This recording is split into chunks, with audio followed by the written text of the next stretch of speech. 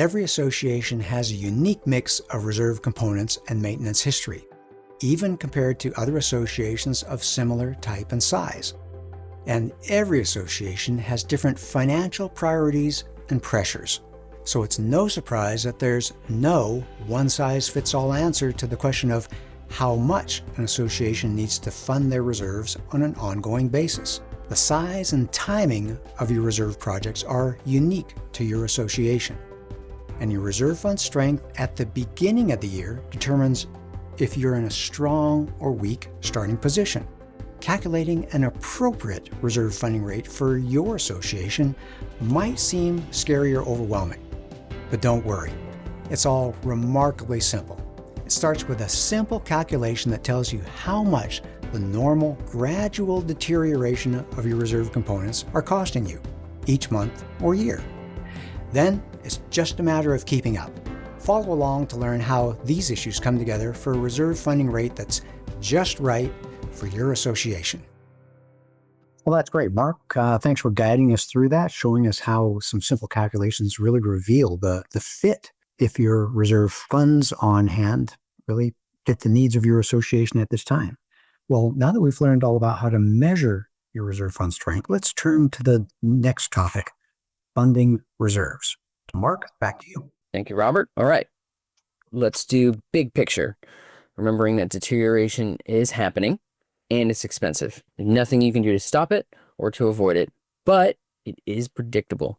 So that makes it very similar to any other bill that the association needs to pay. We look around the industry. Associations address the cost of ongoing deterioration in one of four ways. Budgeted transfers, that is your regular distributions into your reserve fund. Catch-up special assessments, loans, or the net loss from declining property values. What I'll focus on for the next few minutes is the least expensive way and fairest way to pay the cost of reserve deterioration, and that's budgeted transfers. I'm not calling them contributions. There's nothing voluntary about them. The cost of reserve deterioration is real and predictable. You ignore this cost at your own peril. Reserve deterioration, it's real, just like any other bill that your association is going to face. Now, just like the reserve study provider did some calculations to find the percent funded, there's some more calculations to figure out the path forward into the future, but it's a little different. Calculations done to measure your reserve fund needs, your fully funded balance, and your percent funded are different from the funding calculations your reserve provider are going to do to figure out what's needed to get successfully towards the future. Main difference between the two is that the reserve fund strength is a current calculation, so it uses current costs. Funding plan calculations deal with costs many years into the future, so funding plan calculations typically are going to start incorporating our interest of inflation. Reserve fund strength reveals where your association is now, and reserve funding affects the kind of future you'll have at the association. I want to suggest that they're related, and I want to pose an important question. What is the purpose of this year's reserve funding? Why should I pay for reserve funding this year, for the here and now, or for the future? Give it a moment. Maybe you can figure out between one or the other.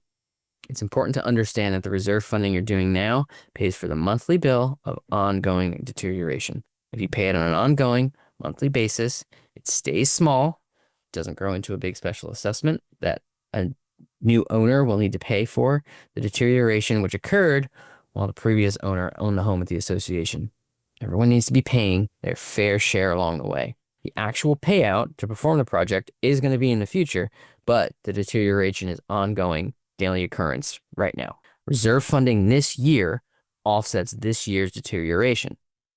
And if this year's funding offsets this year's deterioration, and next year's funding offsets next year's deterioration, the future is smooth and practically takes care of itself. If you do it this way, the owners are paying their fair share for ongoing deterioration through budgeted funding as long as they are in the association.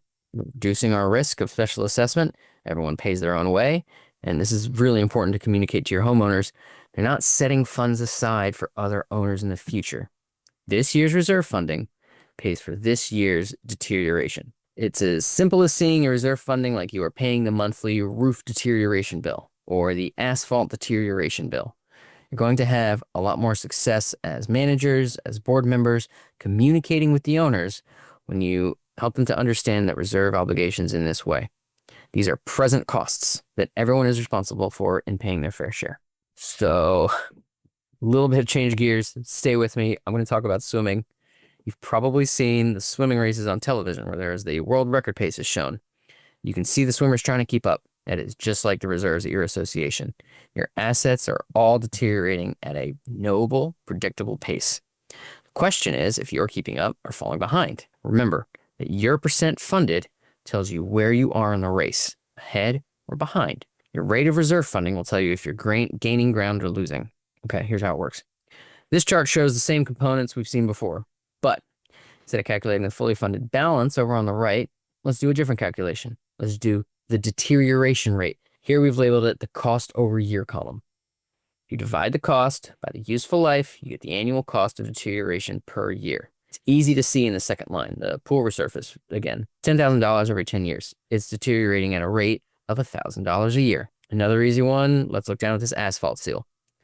It's a $5,000 expense every 5 years. So it's deteriorating at the rate of $1,000 a year. You can do that same calculation for all these components, then just add up the total. You get $20,170 a year. Your reserve funding is going to need to be pretty close to this value. This is the association's baseline, $20,170 a year. When I showed you the slide of the swimmers in the pool with the baseline, this is what I'm talking about. Ongoing deterioration that your association needs to keep pace with.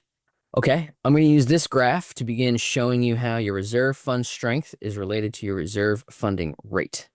I'm going to plot reserve fund strength over time left to right here. And as we talked about earlier, strong reserve fund, over 70% funded. It's in the green range at the top of your screen. Weak or underfunded reserve fund, 0 to 30% funded range. That's in the red at the bottom of your screen. The 100% funding level is indicated by the arrow here. All right, let's try and figure out what different funding rates are going to do for our sample association. So typical association, they're starting out about 50% funded. Again, for the sake of the example, we're ignoring interest and inflation just to keep it simple. Let's presume they're funding reserves at the $20,170 a year. They're matching the deterioration rate, which we just calculated. Funding the reserves at that rate is going to keep up with deterioration, but it's not going to cause the reserve fund to gain or lose strength over the years, just kind of bouncing around as the fully funded balance goes up and down over the years. This association is essentially just keeping up with deterioration that is going on at their association, like in the swimming pool we saw. You're not catching up, but they're not falling farther behind. Okay, you see where I'm going, right? If an association wants or needs to strengthen their reserves, perhaps because they find out they're in a precarious situation with very little reserves on hand, they're going to have to step on the gas. They're going to have to fund reserves at a rate higher than $20,170 a year. Total effect will be that the percent funded is going to trend upward over the years. It's lowering their risk of special assessments. Associations with a weak reserve fund need to fund more than their pace rate in order to prepare financially for significant expenses, or worst case scenario, a bunch of significant expenses that hit at the same time. Ultimately, we're just trying to avoid an upcoming special assessment. You can imagine that there are special assessment sharks swimming behind you down in that red area. If you slow down, you're going to get bit. It's in everyone's best interest to distance yourselves from those special assessment sharks. Okay? Here's what happens if you fund your reserves less than the rate of deterioration. Your reserve fund drops in net strength over the years as your reserve fund falls farther and farther behind the amount of deterioration at your associations. Associations that do this are going to increase their risk of reserve-related problems, getting closer and closer to those sharks of special assessment. Many associations have been doing this for years, underfunding reserves, allowing the reserve projects to get closer and closer. They're not building their reserve fund. They're only focused on keeping assessments low, and these reserve funds are coming up and they're not prepared financially. These associations have just been kicking the problem down the road, pushing that problem onto the shoulders of future owners, and it's saddling them with a special assessment or deteriorated assets that are going to reduce property values. Okay, let's boil it down. If you learn your reserves are weak and you need to be doing some catching up to prepare for upcoming expenses, you need to step on the gas. It's going to be expensive, raising your reserve funding requirements. It means making up for years of underfunding. But if your reserves are currently strong, you don't need to be moving on the accelerator. Your reserve funding requirements are actually going to be lower. All you have to do is keep pace with the deterioration in that case. Often, people are going to make the mistakes of thinking that having a strong reserve fund costs them more money. It's not correct. The costs are fixed. The only choice is how you pay for them, through budgeted reserve transfers or special assessment. Deterioration is happening, and it's going to be the same cost. Look, perspective, no matter what type of association, we do find that reserve funding typically needs to be in the range of about 20% of your total budget. This is just to offset your deterioration. Some associations need more, some association needs less, which is why it's important to have a good reserve study. But for the purposes of this conversation, 25% is a good ballpark number. So if your reserve funding is much less than 25% of your total budget, there's a good chance you are underfunding your reserves and your reserve fund strength is dropping and you're getting closer and closer to the special assessment sharks. Okay, homework assignment number 2, compare your current reserve funding rate to your total assessments. See how much of your total budget is actually going towards reserves. Okay, sometimes you don't need a reserve study to understand what underfunding looks like. If your association is beginning to look like this, it's likely because you haven't set aside enough reserves in the past. You don't have the cash to take care of the property. That is the most expensive way to pay for underfunding reserves. When sales prices for homes in your association fall behind the associations in your area that are better maintained and more attractive to home buyers. Deterioration affects home values way more than the cost of reserve funding. This is just a funny little cartoon. The real estate agents just doing their best, showing the association to some prospective buyers. The buyers aren't going to pay top dollar to become a member at this association. So you have to do what you need to do. If that means raising assessments, that's what's required. Your property values are going to rebound, and they're going to return that reserve funding and more. At Association Reserves, we make the present less stressful and the future more secure. If you want to join us in this mission, please like this video and subscribe to our channel. Leave a comment down below on what you'd like to see us address in a future video. Let's plan for your best future.